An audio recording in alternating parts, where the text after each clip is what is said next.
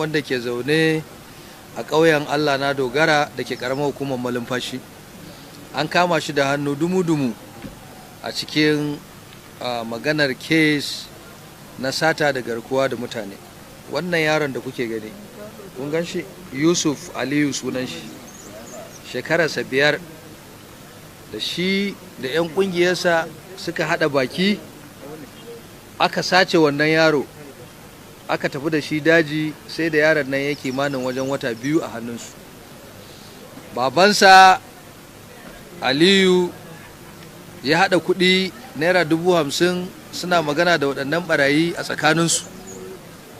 Lokacin da ya kai kuɗin fansa naira 50,000, ɓarayin nan sai suka rike shi, suka ce 50,000 ta yi kaɗan.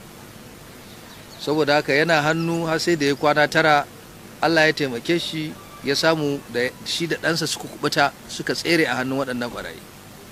Lokacin da ya dawo gida ya yi report a wurin 'yan sanda, aka yi mana rahoto, muka fara bincike, kuma Allah ya taimake mu muka kama wannan da kuke gani, Abubakar Abdullahi, wanda ƙauyensu ɗaya, kuma yana da hannu, ya san komai a maganar wannan sata domin da shi aka yi, ba musu yake ba. Ka zo gaba. Ya sunanka? Abubakar Abdullahi. Abubakar Abdullahi. A shekara kana? 30 ba da. A ina kake da zama? A malumfashi. Sunan ƙauyen? Allah madogara. Allah Madogara. Madogara, Allah Madogara. To me za ka ce game da satar wannan yaro Yusuf? Ya aka yi kuka saci wannan yaro? Haka ne. Yaya haka? Da ni da Usman, Sani da na zango. Dole muka ɗauke shi. Kuka ɗauke shi, ina kuka kai shi? Ni su suka tayar da shi, amma ni ban san inda suka kai shi. Su a ina suke da zama, a cikin daji? Ko su ma kawai wasu suka yi? Su suka ɗauke shi dai suka kai shi. Amma ni ban bayi na kai shi wani wuri. Amma da kai aka ɗauke shi? Yawa. To yanzu wannan yaron da aka ɗauke shi naira nawa kuka ce a baku?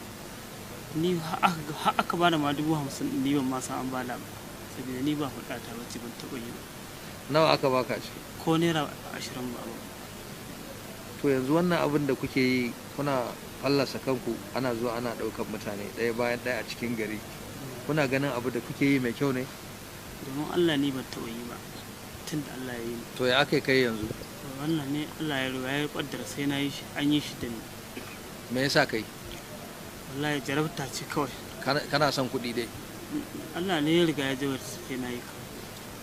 San shi kenan, ka je ka zo. Wace ƙungiya kake? Ƙungiyar Meta Allah Kautal Hore. A matsayin ka na me? Na dattijo. A'a, ai ka faɗa ka ce kana da mukami. Na Kautal Hore. Kai me kai? Har ɗon ina ne kai? Ni ciyaman ne na Caranci Lokal Gani. Yawo, wato shi ne abin da nake so ka gaya wa masu kallon mu. To menene alaƙar ka da su mai rafi da su Abbas Dogo? To ni dai Abbas na san shi bayan na san Abbas bayan wata 5, ko dai ma da in ce 6. Yawa mai rahi na san shi cikin sati 3. Baka daɗe duk da sanin su ba? Duka ban daɗe da sanin su ba. Kuma kai yadda da su suka je suka jefa ka a cikin wannan ramin da ba za ka iya fita ba? Maimakin shi abu ne in Allah ya riga ɗora ma shi bai da mahani. To ya kuka yi wurin wannan Alhaji Gide da kuka ɗaukar masa shanu? Abbas ya kira ni ranar Laraba, waccan Laraba misalin karfe 8 na safe, yake ce mana Fulani kana gida? Na ce ina gida. Ya ce to da Allah ka zo nan Caranci muna jiranka. Na zo Caranci na same su da su mai rahi, suka ce man da Allah in gawa za mu je, akwai wasu Fulani masu bokulkulin shanu da jajjaye, amma an ce suna nan dajin Ingawa. Shin ka san dajin Ingawa? Na ce lalle na san dajin Ingawa, tunda ko bara yaran mu sun zanna a wurin. Shi ne muka je muka samu mutanen nan, to ni dai ba sanin su ne ba, su suka san su, su suka yi magana da su, ni dai ina gehe guda. sun ce kai aka ba wa shanu guda 20. Ran kai daɗe maganan nan tun da Allah ya yi ta haka kuma ƙarara kowa zai ji ta. na'am Don ba ni da wani raurauka ta a zuciyata tun da Allah ya riga ya ɗora min. Allah da ya sani in za a tara ɓarawo 20 babu wanda ya taɓa samu na ko da bindiga ko ga wani gama haka ɗin ni mutumin karkara ne a haka kuma me ya faru ga ya mana yawa mun zo suka yi magana sai suka zo suna cewar to kai sha ruguduma suke son gani sai wannan ya ce ruguduma su ba su da ruguduma a ruguduma wanda kuke nema ai ruguduma ma biyu ne in ji shi gide sai mai rahiya ce mai wani ka sani sai ce ya san an kama wani can wajen malumfashi to sai aka Shine. yi ni duk wannan dogon labarin ya aka yi kuka karɓi shanu a hannu yau abinda aka yi kau ya ce mai rahiya buɗe baki ya ce to za mu je ko ku ba da bindiga ko kuma shaɗe ya ce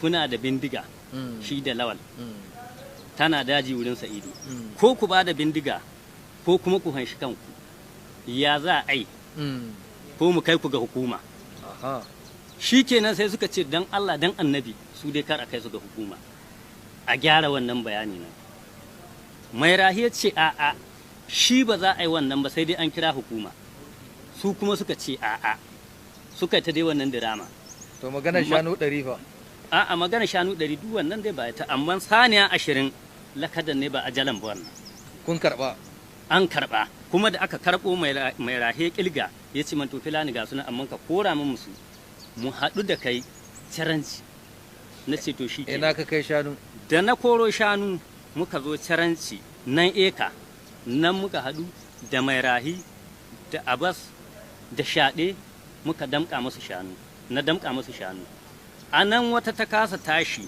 suka ci in tsare ta wannan bawan Allah suka tura shi ya je ya ɗauko ta da mota wannan ya ɗauko ta da mota a haka suka kira ni su yaran da aka ba shanu su da iso da su gari suka zo suka sake kira suka ce kuma guda biyu na can sun kasa tashi muka taho da wannan bawan Allah da ko wannan ne su dai masu sauraro idan wannan shine farkon ziyartar mu wannan tashar namu mai albarka wato na kai ido tv namu so don Allah da ku danna mana subscribing kana da alamar kararrawa hakan ne zai ba mu damar isar da sako zuwa gare ku mun gode